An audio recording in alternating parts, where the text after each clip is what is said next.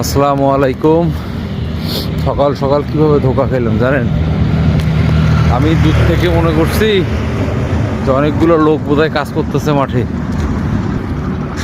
এই যে এগুলো দেখি, এই যে এখানে, ওখানে, ওই যে ওখানে, ওই যে ওখানে। পরে কাছে এসে দেখি কাকতারুহা মানুষের শার্ট পরায়, জামা পরায় দাঁড়া করে রাখছে। চিন্তা করেন।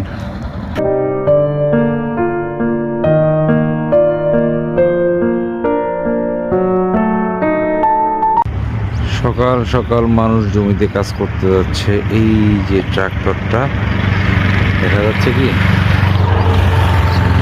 এই যে ট্রাক্টর জমি চাষের জন্য যাচ্ছে। এই যে এটা কুয়াশা, তো যার কারণে বোঝা কম যাচ্ছে। এদিকে প্রচন্ড ঠান্ডা লাগতেছে। আল্লাহ হাফিজ সবাইকে।